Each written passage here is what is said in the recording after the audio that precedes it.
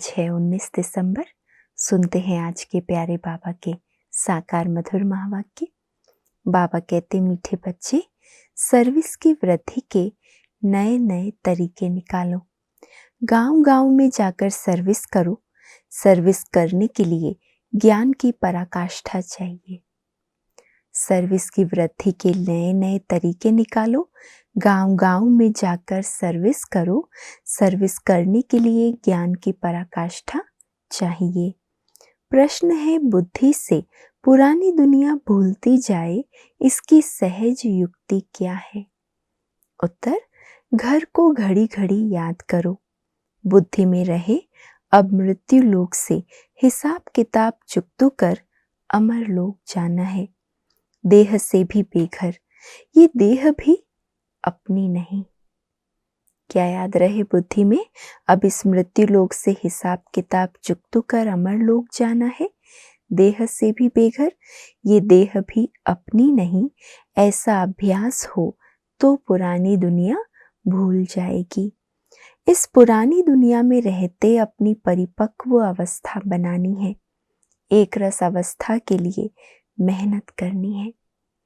घर में बुद्धि लगी रहे, घड़ी घड़ी बुद्धि घर को याद करे, अवस्था एक रस और परिपक्व बने, इसकी मेहनत करनी है। गीत है, माता ओ माता, तू है सबकी भाग्य विधाता। ओम शांति। जगदम्बा की महिमा भारत में बहुत है। जगदम्बा को भारतवासियों के सिवाय कोई भी जानते नहीं। नाम सुना है जिसको इव अर्थात बीबी भी कहते हैं। अब तुम बच्चों की बुद्धि में है कि बीबी और मालिक के सिवाय रचना तो रची नहीं जा सकती। जरूर जगदम्बा को प्रकट होना पड़े। जरूर थी तब तो गायन करते हैं। भारत की महिमा बहुत है। स्वर्ग भी कहते हैं और ये भी जानते हैं कि भारत ही प्राचीन था, इसलिए जरूर हेवन होना चाहिए। ये तुम ईश्वरीय संतान के बिगर कोई समझ न सके। भारत ही हेवन था तो जरूर वापस होना चाहिए। बाबा कहते, तुम ईश्वरीय बच्चों के सिवाय कोई समझ न सके। जिन्होंने कल्प पहले समझा है वही आते रहेंगे। प्रदर्शनी चलती है, समझते हैं कल्प पहले भी की होगी। सबको समझाने के लिए अक्षर बहुत अच्छे हैं। पवित्र आत्मा, पवित्रता से तुम लाइट का ताज पाते हो।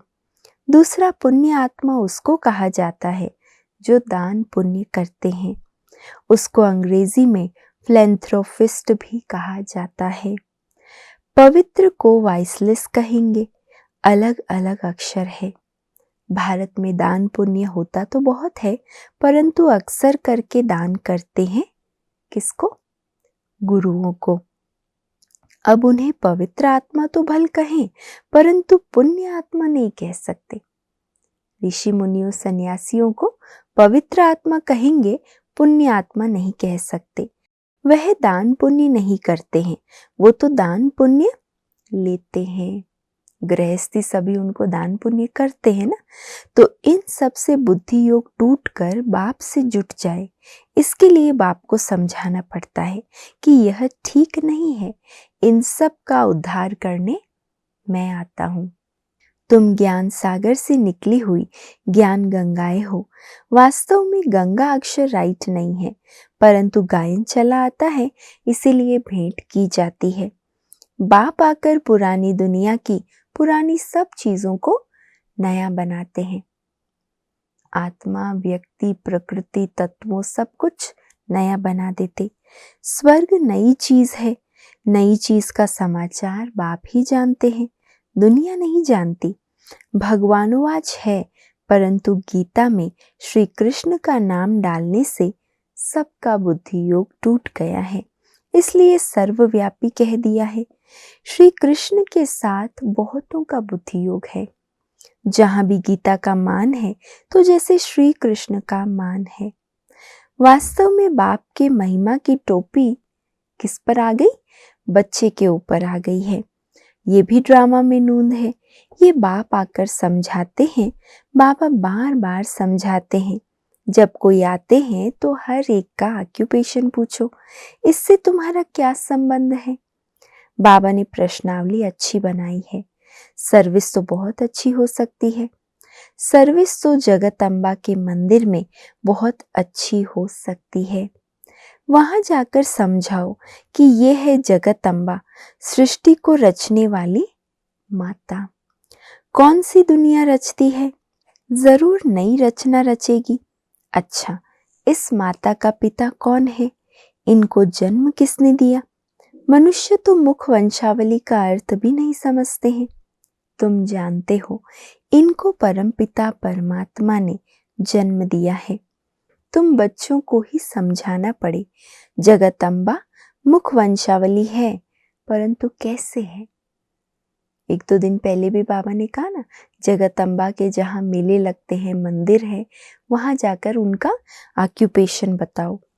परमपिता परमात्मा तो निराकार है, समझाया जाता है ब्रह्मा तन से। परमपिता परमात्मा ने आकर जैसे इस ब्रह्मा को एडॉप्ट किया, वैसे बच्ची को भी किया। ये बातें सबकी बुद्धि में स्थायी नहीं ठहरती, घड़ी घड़ी भूल जाते हैं।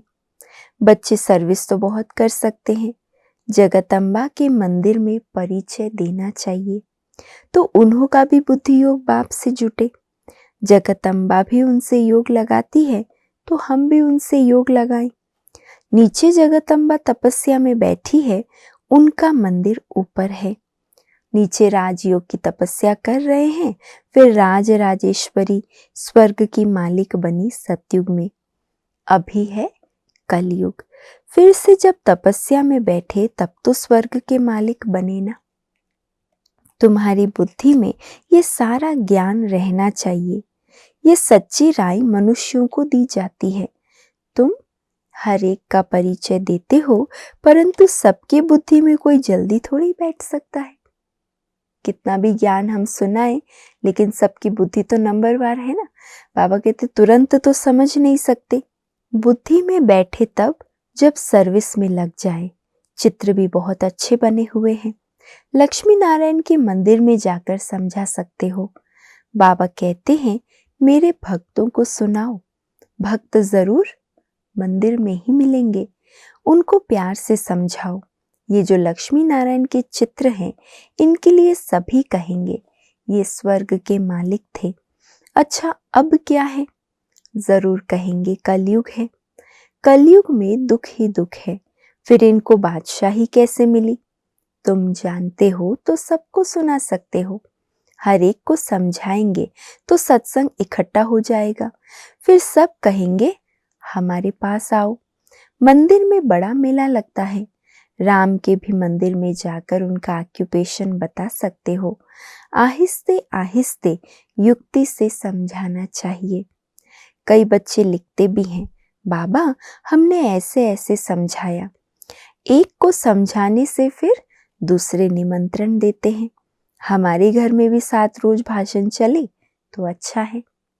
एक को देखेंगे तो दूसरे को भी प्रेरणा आएगी, उमंग आएगा, फिर वहां से और कोई निकलेगा। शुरू शुरू में ऐसी ही सेवाएं हुई ना।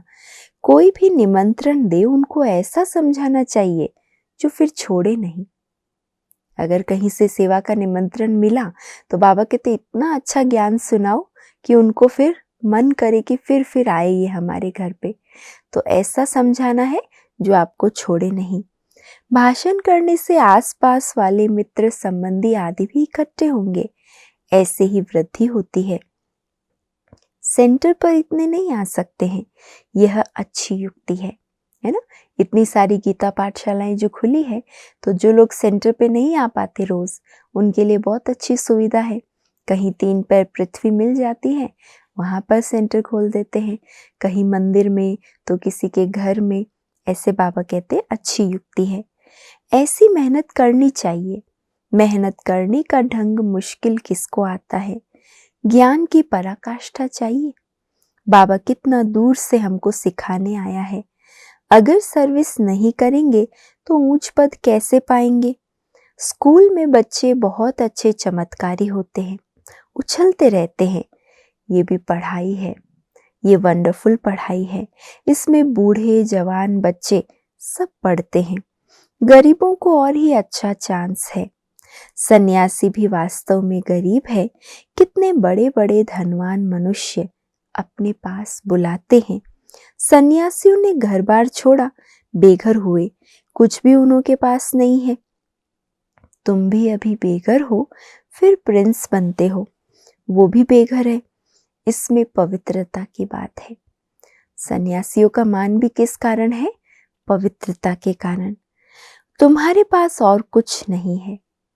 तुम देह को भी भूल जाते हो, इस देह की स्मृति से भी बेघर। वो भी बाबा कहते हैं बेघर है, लेकिन वो तुम्हारी तरह बुद्धि से देह को या देह की स्मृति को नहीं निकाल पाते। हम निकालते हैं। देह सहित सब कुछ त्याग कर एक बाप के बनते हो। जितना एक बाप को याद करेंगे उतनी धारणा होगी। एक रस धारणा हो जाए, उसके लिए मेहनत चाहिए। हमको बाबा के पास जाना है तो इस पुरानी दुनिया का ख्याल क्या रखें? जब तक परिपक्व अवस्था हो तब तक रहना इस पुरानी दुनिया, पुराने शरीर में है। अब तुम्हें गृहस्थ व्यवहार में रहकर पवित्र बनना है। इस मृत्यु लोक से हिसाब किताब चुकता होना है। अब अमर लोक जाना है। घर को घड़ी घड़ी याद करने से पुरानी दुनिया भूलती जाएगी। बोलो, गीता में बाबा ने क्या कहा है? भगवान को बाबा कहा जाता है। निराकार बाबा कहते हैं माम एकम याद करो। योग अग्नि से तुम्हारे विकर्म विनाश होंगे।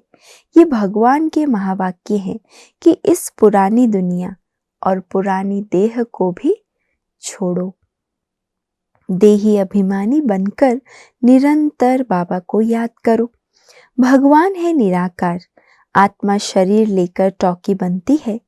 बाबा तो गर्भ से जन्म नहीं लेते, उनका नाम एक ही शिव है। ब्रह्मा विष्णु शंकर को अपना सूक्ष्म शरीर है। यह है ही निराकार परम पिता परमात्मा। फिर उनका नाम है शिव, वही ज्ञान का सागर है। ब्रह्मा विष्णु शंकर को रचता नहीं कहेंगे, रचयिता एक ही निराकार को कहा जाता है। वो फिर साकारी रचना कैसे रचे? तो ब्रह्मा द्वारा आकर समझाते हैं। श्री कृष्ण तो हो न सके, ब्रह्मा के हाथ में ही वेद शास्त्र दिखाते हैं। गाया भी हुआ है ब्रह्मा द्वारा स्थापना। ब्रह्मा द्वारा सभी शास्त्रों का सार सुनाते हैं। निराकार सुनाते हैं साकार द्वारा। ये बातें अच्छी रीति धारण करनी पड़े। भगवानुवाच, मैं राजयोग सिखलाता हूँ। विनाश के पहले स्थापना भी जरूर चाहिए। पहले पहले है स्थापना। बड़ा ही क्लियर लिखते रहते हैं। ब्रह्मा द्वारा सूर्यवंशी घराने की स्थापना। लिखत में बड़ा अच्छा राज है, परंतु जबकि कोई मेहनत कर और सर्विस में लग जाए। बाबा कहते चित्रों में राज तो बहुत गहन है, गुह्य गुह्य राज है।